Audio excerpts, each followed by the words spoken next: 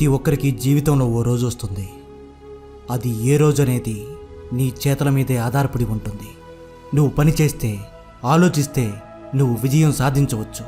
అలా కాదు, అందరిలా నేను ఉంటా, అందరికి జరిగిందే నాకు జరుగుతుందని నువ్వు అనుకుంటూ ఉంటే నీకు ఓ రోజు వస్తుంది.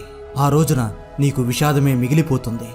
ఇప్పుడు నీ చేతిలో ఉన్న సమయాన్నంతా నువ్వు వృధా చేసి ఏదేదోగా జీవితాన్ని జీవించేస్తే ఈరోజు బానే ఉంటుంది.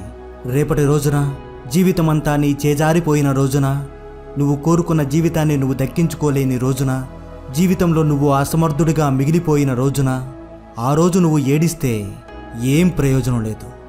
అందుకే అటువంటి రోజు నీ జీవితంలోకి రాకూడదనుకుంటే ఈరోజు పనిచేయడం నేర్చుకోవాలి.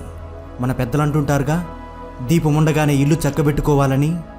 నీలో ఓపిక, సత్తా ఉన్నప్పుడే నువ్వు ప్రయత్నించాలి. నువ్వు మేల్కోవాలి. రేపటి కోసం, నువ్వు కలల కన్న జీవితం కోసం, నువ్వు అనుకున్నది నీ జీవితంలో సాధించడం కోసం ఈరోజు నువ్వు మేల్కోవాలి. నీలో దాగిన శక్తియుక్తుల్ని మేల్కొల్పాలి. పని చేయాలి, ప్రయత్నించాలి, పని చేస్తూనే ఉండాలి. అనుకున్నది సాధించేంత వరకు, నువ్వు అనుకుంటున్నది నీ జీవితంలో దక్కేంత వరకు నువ్వు ప్రయత్నిస్తూనే ఉండాలి. ఏది ఏమైనా, ఇంకెవరు ఏమన్నా, నీ జీవితంలో ఇంకేం జరిగినా నువ్వు వెళుతున్న మార్గాన్ని, గమ్యాన్ని అసలు విడిచిపెట్టకు. నీ గమ్యానికి దూరంగా అస్సలే పారిపోకు. ఆత్మవిశ్వాసాన్ని నింపుకో. వెళుతున్న దారిలో చీకటైనా ఓ చిరుదీపం వెలిగించుకో. అది నీకు దారి చూపుతుంది.